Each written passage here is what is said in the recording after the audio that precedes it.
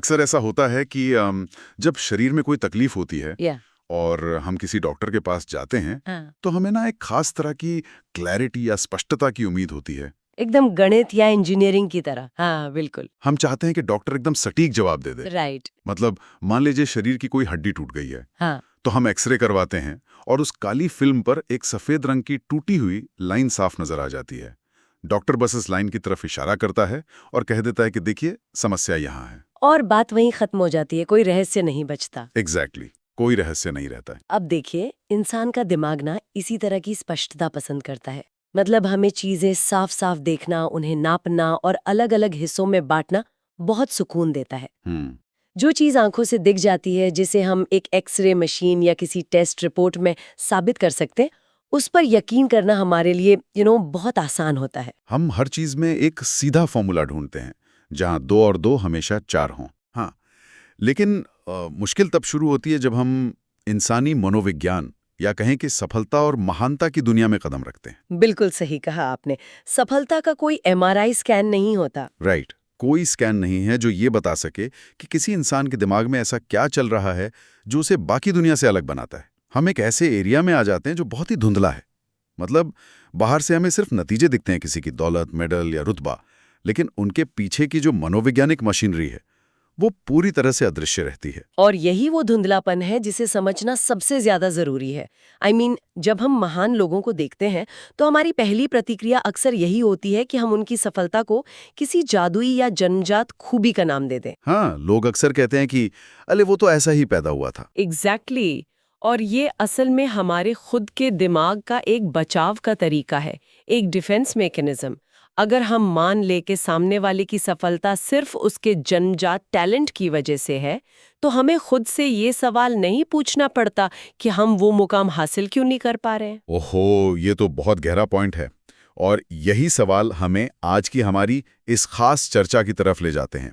आज हम जिस विषय के डीप डाइव में उतरने वाले हैं वो डिवाइन साइक्लेक्स नाम के प्लेटफॉर्म का एक बेहद दिलचस्प सोर्स मटेरियल है, the Ronaldo blueprint, discipline over talent. बहुत ही इंटरेस्टिंग टॉपिक है। बिल्कुल। और इस विश्लेषण की सबसे खास बात यह है कि ये क्रिस्टियानो रोनाल्डो का आकलन सिर्फ एक स्पोर्ट्स आइकन या गोल करने वाली मशीन के रूप में नहीं कर रहा है। ये सीधे तौर पर मनोविज्ञान के लेंस से उनके पूरे करियर को देख रहा है। ये रोनाल्डो को मानव व्यवहार के एक जीते जागते केस स्टडी की तरह पेश करता है। और इस तरह का नजरिया अपनाना इसलिए महत्वपूर्ण है क्योंकि जब भी दुनिया के सबसे महान एथलीट्स की बात होती है तो सारी चर्चा उनके फिजिकल स्टैट्स, भागने की स्पीड या उनकी जन्मजात क्षमता पर आकर रुक जाती है। हाँ, स्पोर्ट्स शोज में तो बस यही सब डिस्कस होता है। राइट। लेकिन ये विश्लेषण उस बाहरी ढांचे को हटाकर अंदर की वायरिंग को समझने की कोशिश करता है। ये दिखाता है कि महानता कोई ऐसी चीज नहीं है जो आसमान से गिरती है। ये एक ऐसा ढांचा है जिसका निर्माण किया जाता है हर दिन, एक एक ईंट जोड़कर। सही कहा। और इसी निर्माण प्रक्रिया का पहला और सबसे अहम हिस्सा वो है जिसे सोर्स ने टैलेंट और डिसिप्लिन यानी जन्मजात प्रतिभा और अनुशासन के बीच की महान जंग कहा है। The great divide. हाँ, विश्लेषण इस बात पर जोर देता है कि जब पूरी दुनिया सिर्फ टैलेंट पर निर्भर कर रही थी, तब रोनाल्डो ने लगातार डिसिप्लिन पर काम करने का रास्ता चुना है। ये एक बहुत ही बुनियादी माइंडसेट शिफ्ट है। इसे देखकर मुझे हमेशा निवेश की दुनिया का एक उदाहरण याद आता है। अच्छा, वो कैसे? मैं सुनना चाहूंगी। मान लीजिए टैलेंट किसी लॉटरी टिकट की तरह है। जब लॉटरी लगती है तो उसकी चमक बहुत तेज होती है, इंसान रातों रात हीरो बन जाता है। लेकिन अनुशासन या डिसिप्लिन एक म्यूचुअल फंड की एसआईपी की तरह है। अरे वाह, क्या तुलना की है आपने। राइट। मतलब इसमें कोई तुरंत दिखने वाली चमक या रोमांच नहीं होता, बस रोजाना का एक उबाऊ निवेश होता है जो लंबे समय बाद कंपाउंडिंग के जरिए इतना बड़ा रिटर्न देता है जिसे लॉटरी जीतने वाला शायद सोच भी नहीं सकता। सच में ये निवेश वाला उदाहरण इस पूरी प्रक्रिया के मनोविज्ञान को बहुत सटीक तरीके से समझाता है।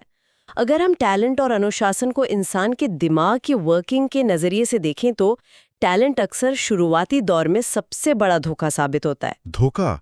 मतलब टैलेंट धोखा कैसे दे सकता है? मैं समझाती हूँ। टैलेंटेड लोगों के साथ समस्या ये होती है कि शुरुआत में उन्हें बिना ज्यादा मेहनत के ही बहुत अच्छे परिणाम मिल जाते हैं, और जब कम मेहनत में सफलता मिलती है तो दिमाग को बहुत ही आसानी से डोपामाइन मिल जाता है, जो कि हमारे दिमाग का एक फील गुड केमिकल है। अच्छा, तो दिमाग को बिना मेहनत के ही रिवॉर्ड मिल जाता है। एग्जैक्टली। दिमाग इस आसान रास्ते का आदी हो जाता है। तो इसका मतलब है कि टैलेंट असल में इंसान को मानसिक रूप से आलसी बना देता है। काफी हद तक। जब कोई इंसान बार बार बिना संघर्ष के जीतता है तो उसके अंदर हार से निपटने या मुश्किल वक्त में टिके रहने की जो मनोवैज्ञानिक मांसपेशी होती है ना, वो विकसित ही नहीं हो पाती। वो पूरी तरह से एक कंफर्ट जोन में चला जाता है। और फिर जब असली चुनौती आती है तब क्या होता है? तब सब बिखर जाता है। जब ऐसे व्यक्ति का सामना किसी ऐसी चुनौती से होता है जो उसके टैलेंट के लेवल से बड़ी है, या उसका मुकाबला उन लोगों से होता है जो उतने ही टैलेंटेड हैं लेकिन ज्यादा मेहनती हैं, तब वो इंसान टूट जाता है। उसके पास उस स्थिति से बाहर निकलने का कोई मनोवैज्ञानिक टूल नहीं होता। I see। इसके विपरीत डिसिप्लिन पर निर्भर रहने वाला व्यक्ति अपनी पूरी यात्रा ही संघर्ष से शुरू करता है।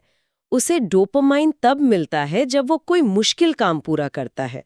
इसलिए जब भी कोई नई चुनौती आती है तो उसका दिमाग घबराता नहीं है, बल्कि वो उसे बस एक और काम की तरह देखता है जिसे पूरा करना है। वाह, मतलब टैलेंट एक स्पार्क प्लग की तरह है जो इंजन को चालू तो कर सकता है, लेकिन लंबी दूरी तक गाड़ी को खींचने के लिए जो ईंधन चाहिए वो अनुशासन है। बिल्कुल सही। यह विश्लेषण भी यही कहता है कि टैलेंट आपको शुरुआत दिला सकता है, लेकिन डिसिप्लिन ही आपको लेजेंड बनाता है। अब यहाँ से चीजें और भी दिलचस्प हो जाती हैं। अनुशासन कोई हवा में तैरने वाली बात तो है नहीं, इसका एक बहुत ही ठोस आकार होता है। हाँ, एक प्रॉपर फॉर्मूला होता है इसका। राइट। सोस ने रोनाल्डो के निजी रूटीन को डिकोड किया है। हर रोज की एक्स्ट्रा ट्रेनिंग, एक बेहद सख्त डाइट और सबसे अहम पॉइंट, खुद पर एक डेंजरस लेवल का सेल्फ बिलीफ, यानी खतरनाक स्तर का आत्मविश्वास। डेंजरस लेवल का सेल्फ बिलीफ, बहुत ही पावरफुल शब्द है ये। हाँ, और मुझे इसी खतरनाक शब्द पे थोड़ा रुकना है। मैं आपसे समझना चाहता हूं कि यहाँ ये शब्द क्यों चुना गया। मतलब आत्मविश्वास तो एक बहुत ही पॉजिटिव गुण माना जाता है। हर मोटिवेशनल किताब इसी के बारे में बात करती है, फिर इसे डेंजरस या खतरनाक क्यों कहा जा रहा है? देखिए, जब कोई मनोविज्ञान के संदर्भ में खतरनाक शब्द का इस्तेमाल करता है तो उसका मतलब ये नहीं है कि वो व्यक्ति समाज के लिए कोई शारीरिक खतरा है। हाँ, वो तो जाहिर है। द्वारा तय किए गए नियमों के लिए खतरा पैदा करता है। Right, survival mode. एग्जैक्टली। दिमाग चाहता है कि हम एक सुरक्षित दायरे में रहें, जिसे विज्ञान की भाषा में होमियोस्टेसिस कहते हैं। यानी दिमाग हमेशा सेफ मोड में रहना चाहता है, कोई रिस्क नहीं लेना चाहता। हाँ, तो जब कोई व्यक्ति हर दिन अपने शरीर को थका देने वाली ट्रेनिंग करता है, सख्त डाइट लेता है, तो एक बिंदु के बाद उसका शरीर और उसका दिमाग चीख चीख कर कहता है कि बस करो, अब और नहीं हो सकता। वो ब्रेकिंग पॉइंट आ जाता है। राइट। इसे मनोविज्ञान में सेंट्रल गवर्नर थ्योरी भी कहा जाता है, जहां दिमाग शरीर को नुकसान से बचाने के लिए थकान का एहसास पैदा करता है। उस पल में, उस थका देने वाली स्थिति में रुके रहने और आगे बढ़ने के लिए जिस लेवल की मानसिक ऊर्जा चाहिए, वो किसी सामान्य आत्मविश्वास से नहीं आती। ओह, अब मैं समझ रहा हूँ। उसके लिए एक ऐसा विश्वास चाहिए जो बाहरी दुनिया को बिल्कुल पागलपन लगे। ये जो डेंजरस सेल्फ बिलीफ है ना, ये इंसान के अंदर किसी भी तरह के प्लान बी, यानी किसी दूसरे विकल्प के विचार को पूरी तरह खत्म कर देता है। ये बहुत ही गहरी बात है। आमतौर पे हम सोचते हैं कि एक प्लान बी होना समझदारी है। दुनिया यही सिखाती है कि अगर ये काम नहीं किया तो बैकअप होना चाहिए। लेकिन शायद यही समझदारी महानता के रास्ते में सबसे बड़ी रुकावट बन जाती है। बिल्कुल। असल में प्लान बी का होना ही दिमाग को ये संदेश देता है कि हार मान लेना एक सुरक्षित विकल्प है। वाह। जब ये विकल्प ही मौजूद नहीं होता, जब किसी व्यक्ति का खुद पर यह खतरनाक विश्वास होता है कि वो हर हाल में रास्ता निकाल ही लेगा, तो उसका दिमाग बचने के रास्ते ढूंढने के बजाय सिर्फ सॉल्यूशन खोजने पर काम करता है। क्या बात है। ये विश्वास आलोचनाओं, लोगों के तानों और असफलता के डर को जड़ से उखाड़ फेंकता है। सामान्य लोगों की भीड़ में ऐसा बेखौफ और समझौता न करने वाला इंसान अक्सर खतरनाक और समझ से बाहर ही नजर आता है।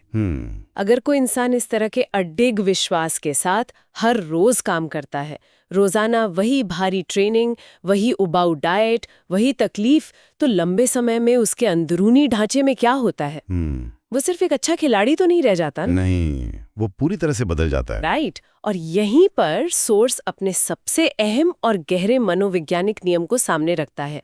रिपीटेड एक्शंस आइडेंटिटी बना देते हैं। रिपीटेड एक्शंस आइडेंटिटी बना देते हैं। यानी जो काम हम बार बार करते हैं वही हमारी पहचान बन जाते हैं। मुझे लगता है ये लाइन इस पूरे विश्लेषण की आत्मा है। मैं भी यही मानती हूँ। ये मनोविज्ञान के सबसे शक्तिशाली सिद्धांतों में से एक है। अक्सर लोग ये मानते हैं कि हम जो हैं उसी के अनुसार हम काम करते हैं, मतलब हमारी पहचान हमारे कामों को तय करती है। हाँ, हम यही सोचते हैं। लेकिन मनोविज्ञान ये साबित करता है कि ये चक्र उल्टी दिशा में भी उतनी ही ताकत से घूमता है। हम जो काम लगातार करते हैं वे हमारी पहचान को गढ़ने लगते हैं। इसे थोड़ा और बारीकी से समझते हैं। जैसे मान लीजिए कोई नदी बह रही है, हाँ। और उसके रास्ते में एक बड़ी सी चट्टान है। हाँ। पानी की एक बूंद बहुत कमजोर होती है, उसमें कोई खास ताकत नहीं होती। बिल्कुल। लेकिन जब वही पानी की धारा सालों तक बिना रुके बार बार उस कठोर चट्टान से टकराती है, हाँ। तो वो उस पत्थर का आकार ही बदल देती है। तो क्या इंसान के दिमाग में भी यही प्रक्रिया चल रही होती है? लगातार किए गए काम दिमाग का आकार कैसे बदलते हैं? हाँ, एग्जैक्टली यही होता है, और इसे जीव विज्ञान की भाषा में न्यूरोप्लास्टिसिटी कहा जाता है। न्यूरोप्लास्टिसिटी? हाँ, हमारा दिमाग कोई पत्थर नहीं है। हाँ। ये प्लास्टिसिन या गीली मिट्टी की तरह है। हाँ। जो हमारे अनुभवों और कामों के आधार पर अपनी बनावट बदल सकता है। जब हम कोई काम पहली बार करते हैं तो दिमाग में एक नया न्यूरल पाथवे या दिमागी रास्ता बनता है, जो कि बहुत कच्चा होता है शुरू में। राइट। लेकिन जब हम उसी काम को अनुशासन के साथ बार बार करते हैं तो वो रास्ता पक्का और चौड़ा होता जाता है। एक समय ऐसा आता है कि उस काम को करने के लिए दिमाग को कोई अतिरिक्त ऊर्जा नहीं लगानी पड़ती। वो काम इंसान के अस्तित्व का एक हिस्सा बन जाता है। सोर्स इसी बात को समझाना चाहता है कि रोनाल्डो सिर्फ एक सफल इंसान नहीं है, वे कंसिस्टेंसी या निरंतरता का एक प्रतीक बन चुके हैं। उनकी पहचान ही कंसिस्टेंसी है। तो इसका सीधा सा मतलब ये हुआ कि जब तक हमें कोई काम करने के लिए, चाहे वो जिम जाना हो, कोई नई भाषा सीखना हो या अपने काम पर फोकस करना हो, जब तक हमें इसके लिए किसी मोटिवेशनल वीडियो की जरूरत पड़ रही है जी, तब तक हमने उस काम को अपनी पहचान नहीं बनाया है। बिल्कुल सही। वो सिर्फ एक काम है जो हम खुद से जबरदस्ती करवा रहे हैं। ये एक बहुत ही सटीक निष्कर्ष निकाला है आपने। देखिए, मोटिवेशन या प्रेरणा हमेशा बाहर से आती है और वो भावनाओं पर निर्भर करती है, और भावनाएं तो बदलती रहती हैं, राइट? हाँ, आज मूड अच्छा है तो कर लिया, कल खराब है तो छोड़ दिया। एग्जैक्टली। लेकिन जब आप किसी काम को बार बार करके उसे अपनी आइडेंटिटी यानी अपनी पहचान का हिस्सा बना लेते हैं तो फिर आपके सामने ये सवाल नहीं होता कि आज मेरा मन है या नहीं। वो बस ऑटो पायलट पर हो जाता है। हाँ, एक खिलाड़ी ये नहीं सोचता कि आज उसे अभ्यास करना चाहिए या नहीं, क्योंकि अभ्यास करना ही उसकी पहचान है। मनोवैज्ञानिक तौर पर इसे कॉग्निटिव डिसोनेंस या संज्ञानात्मक असंगति से भी जोड़ा जा सकता है। अच्छा, ये कॉग्निटिव डिसोनेंस क्या होता है? इसका मतलब है कि जब आपकी पहचान एक मेहनती इंसान की बन जाती है तो आराम करना या काम टालना आपके दिमाग को बेचैन करने लगता है, क्योंकि वो आपकी नई पहचान से मेल नहीं खाता। वाह, ये सचमुच विचारों को झकझोर देने वाला नजरिया है। लेकिन इसके बाद एक और अहम सवाल खड़ा होता है। मान लीजिए किसी ने इतनी मेहनत करके वो नई पहचान बना भी ली, उसका शरीर भी फौलाद बन गया, लेकिन क्या कहानी यहीं खत्म हो जाती है? नहीं, कहानी तो यहाँ से असल में शुरू होती है। इसी ओर इशारा करता है मैच शुरू होने से ठीक पहले का समय। हाँ, विश्लेषण में इस बात पर खास ध्यान दिया गया है कि सारी शारीरिक तैयारी और इतनी मजबूत पहचान होने के बावजूद रोनाल्डो आज भी हर मैच से पहले खुद को मानसिक रूप से तैयार करते हैं। सोर्स कहता है कि बिगेस्ट गेम फील्ड में नहीं, माइंड के अंदर होता है। ये हिस्सा पूरी तरह से मेंटल प्रिपरेशन की ताकत को उजागर करता है। बिगेस्ट गेम माइंड के अंदर होता है। इस विचार को अगर हम एक इमारत के निर्माण से जोड़कर देखें तो किसी भी विशाल इमारत का असली निर्माण जमीन पर ईंट पत्थर से होने से बहुत पहले ही हो चुका होता है, एक आर्किटेक्ट के ब्लूप्रिंट पर। Right, exactly. वो इमारत पहले कागज पर बनती है और बाद में जमीन पर। अगर उस दिमागी ब्लूप्रिंट में ही कोई खोट है तो बाहर से इमारत कितनी भी मजबूत क्यों ना दिखे, वो दबाव पड़ने पर गिर ही जाएगी। इस उदाहरण ने हमारे पिछले सभी पॉइंट्स को बहुत अच्छी तरह से जोड़ दिया है। हमने अब तक जिस भारी शारीरिक ट्रेनिंग, उस सख्त डाइट और उस मजबूत पहचान की बात की, वो सब शरीर की तैयारी है। मतलब वो बस इमारत का बाहरी ढांचा है। हाँ, लेकिन जब असल चुनौती सामने आती है, जब लाखों लोगों की उम्मीदें किसी पर टिकी हों, जब दबाव अपनी चरम सीमा पर हो, उस वक्त शरीर अक्सर हार मान लेना चाहता है। शरीर से ज्यादा दिमाग के अंदर घबराहट और डर पैदा करने वाला जो हिस्सा है वो हावी होने लगता है। और यही वो जगह है जहां एक अच्छे खिलाड़ी और एक लेजेंड के बीच का सबसे बड़ा फर्क नजर आता है ना? हाँ, बिल्कुल। दबाव की स्थिति में एक सामान्य इंसान का दिमाग उससे कहने लगता है कि शायद ये मैं नहीं कर पाऊंगा, शायद सामने वाला मुझसे बेहतर है। अगर इंसान उस पल में अपने ही दिमाग के अंदर चलने वाला वो गेम हार गया, तो मैदान पर उसका सारा टैलेंट और उसकी सारी शारीरिक तैयारी पूरी तरह से बेकार हो जाती है। सब खत्म। राइट। इसीलिए असली युद्ध का मैदान वो हरी घास नहीं है, असली मैदान इंसान की अपनी खोपड़ी के अंदर है। और मेंटल प्रिपरेशन वो हथियार है जो उस दिमागी लड़ाई को जीतने में मदद करता है। इसका सीधा सा मतलब है कि हमारा सबसे बड़ा विरोधी कभी भी बाहर के हालात, अर्थव्यवस्था या सामने खड़ा कोई व्यक्ति नहीं होता। सबसे बड़ा विरोधी हमेशा हमारा खुद का दिमाग होता है, जो हर पल हमें सुरक्षा के नाम पर पीछे खींचने की कोशिश कर रहा होता है। यही कारण है कि डिवाइन साइकेक्स जैसे प्लेटफॉर्म्स इस तरह के डीप विश्लेषण सामने लाते हैं। उनका उद्देश्य सिर्फ किसी एक खिलाड़ी की तारीफ करना नहीं है। उनका जो मुख्य संदेश है वो ये है कि मानसिक मजबूती कोई जन्मजात वरदान नहीं है। ये एक ऐसा कौशल है जिसे सीखा और निखारा जा सकता है। ये एक स्किल है। हाँ। वे इस तरह के कंटेंट के जरिए लोगों को ये समझने में मदद करते हैं कि उनका दिमाग कितना शक्तिशाली है और अगर उसे सही तरीके से ट्रेन किया जाए तो वो कैसे उनके जीवन की दिशा बदल सकता है। ये एक तरह की मनोवैज्ञानिक साक्षरता है जिसे वे लोगों तक पहुंचाना चाहते हैं। ये बहुत ही पावरफुल थॉट है। ये विश्लेषण सिर्फ खेल की दुनिया तक सीमित नहीं रहता। ये असल में जीवन जीने की एक पूरी फिलॉसफी है। अगर हम आज की इस पूरी चर्चा को समेटें और उस सोर्स मटेरियल का सबसे गहरा निचोड़ निकालें, तो वो एक बहुत ही कड़े लेकिन सच्चे संदेश के रूप में सामने आता है। और वो संदेश क्या है? वो ये है कि अगर जीवन में असल सफलता प्राप्त करनी है तो सबसे पहले हमें बहाने बनाने की उस मीठी आदत को छोड़ना होगा। अनुशासन कोई ऐसी चीज नहीं है जिसे आप किसी दिन मूड होने पर कर लें या कोई न्यू ईयर रेजोल्यूशन बना लें। इसे एक लाइफस्टाइल, एक पूरी जीवन शैली बनाना पड़ता है। बिल्कुल। और ये भी याद रखना होगा कि इस लाइफस्टाइल को बनाए रखने की एक कीमत होती है। जब हम उस डेंजरस सेल्फ बिलीफ को अपनाते हैं और अपने बाहरी टैलेंट से ज्यादा अपनी अंदरूनी निरंतरता पर भरोसा करने लगते हैं, तो हमें कई बार अकेलेपन और शारीरिक मानसिक थकान का सामना करना पड़ता है। हाँ, रास्ता आसान नहीं होता। बहाने हमें कुछ देर के लिए आराम तो दे सकते हैं, हमारे कंफर्ट जोन को सुरक्षित रख सकते हैं, लेकिन वे बहाने कभी भी उस दिमागी ब्लूप्रिंट का निर्माण नहीं कर सकते जो जीवन के किसी भी क्षेत्र में एक लेजेंड बनने के लिए जरूरी है। सच में आज का ये डीप डाइव सिर्फ एक स्पोर्ट्स आइकॉन की जिंदगी को खंगालने के बारे में नहीं था, बल्कि ये एक आईना था जिसमें हम सब अपनी खुद की मानसिक बनावट को देख सकते हैं। और इस चर्चा को खत्म करते हुए ये विषय हमें एक ऐसे गहरे और थोड़े से असहज कर देने वाले सवाल के साथ छोड़ जाता है जिस पर सुनने वालों को अकेले में विचार जरूर करना चाहिए। वो असहज करने वाला सवाल क्या है, मैं भी जानना चाहूंगी। सवाल ये है, अगर मनोविज्ञान का ये नियम पत्थर की लकीर की तरह सच है कि हमारे रोज के रिपीटेड एक्शंस, यानी जो काम हम हर दिन बार बार करते हैं, वही हमारी असली पहचान बनाते हैं, तो आज इसी वक्त हमारे छोटे छोटे दैनिक फैसले आने वाले कल की कौन सी पहचान कर रहे हैं? क्या ऐसा तो नहीं कि हर रोज अपनी टालम टोल की आदतों से या अपने छोटे छोटे बहानों से हम अनजाने में ही सही किसी ऐसी पहचान का निर्माण कर रहे हैं जो हम असल में कभी बनना ही नहीं चाहते थे? ये वाकई में सोचने पर मजबूर कर देने वाला सवाल है। बिल्कुल, ये एक ऐसा सवाल है जो हम सभी को खुद से पूछना चाहिए। आज की इस गहरी चर्चा में बस इतना ही।